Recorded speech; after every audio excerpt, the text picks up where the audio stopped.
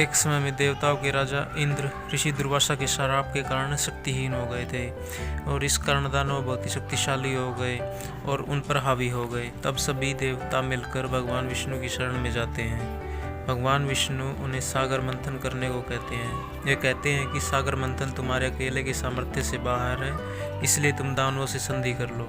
यह सुनकर देवेंद्र दानवों के राजा बलि के पास जाते हैं और उन्हें सागर मंथन करने के लिए मना लेते हैं।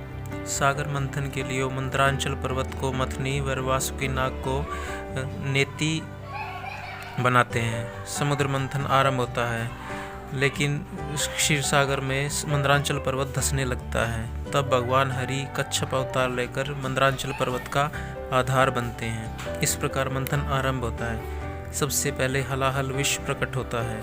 हलाहल विष के कारण सभी प्राणियों की कांति फीकी पड़ने लगती है और वे जलने लगते हैं। इस पर सभी ने मिलकर भगवान शिव से संसार को बचाने की प्रार्थना की। उनकी प्रार्थना पर भगवान शिव हलाहल विष को पी जाते हैं। उस विष के प्रभाव से भगवान शिव का कंठ नीला हो जाता है, इसलिए भगवान शिव को नीलकंठ भी कहा जाता है। इसके बाद सागर मंथन फिर से प्रारंभ हो जाता है। दूसरा रत्न कामधेनु गाय निकलती है, जिसे ऋषियों ने रख लिया। उसके बाद उच्च श्रवा घोड़ा निकलता है, जो दैत्यराज बलि ने रख लिया।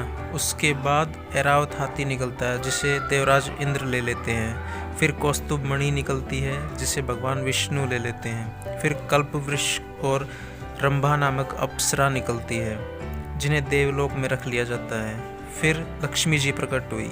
लक्ष्मी जी ने स्वयं ही विष्णु जी का वर्ण कर लिया।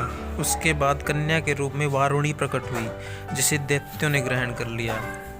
फिर एक के पश्चात एक चंद्रमा और शारंग धनुष व शंख निकलते हैं और अंत में भगवान धन्वंतरी अमृत कलश लिए हुए प्रकट होते हैं। अमृत के प्रकट होते ही दैत्यों ने उसे धन्वंतरी से छीन लिया और उसके लिए आपस में लड़ने लगे।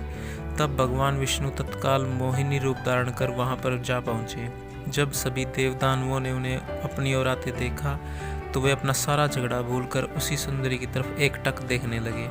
मोहिनी अवतार धारण किए विष्णु जी कहते कि आप देवदानव तो भाई भाई हो, फिर भी इस प्रकार लड़ रहे हो। आप सबको मिलकर अमृत का पान करना चाहिए। इस प्रकार पूरी तरह से मोहित हो चुके दैत्यों ने कहा कि हे सुंदरी, हमें तुम पर विश्वास है, कृपा कर तुम ही हम सब में अमृत वितरण करो। तब विश्व मोहिनी ने कलश अपने हाथों में लेकर देवताओं और दैत्यों को अलग अलग पंक्तियों में बैठने के लिए कहा। मोहिनी ने सभी देवताओं को अमृत पान करवाया, लेकिन दैत्य उनके रूप से इतने मोहित हुए कि अमृत पीना ही भूल गए। लेकिन भगवान की चाल को राहु नाम का दैत्य समझ गया और वह देव रूप धारण कर देवताओं में बैठ गया और अमृत पी लिया। तब सूर्य देव और चंद्रदेव ने उसे पहचान लिया और भगवान विष्णु ने तत्काल अपने सुदर्शन चक्र से उसका सिर काट दिया। लेकिन अमृत के प्रभाव से उसके सिर राहु व धड़ केतु बन गया। इसके बाद सभी देवता अमृत पीने के बाद अमर व शक्तिशाली हो गए और उन्होंने युद्ध में सभी दानवों को परास्त कर दिया।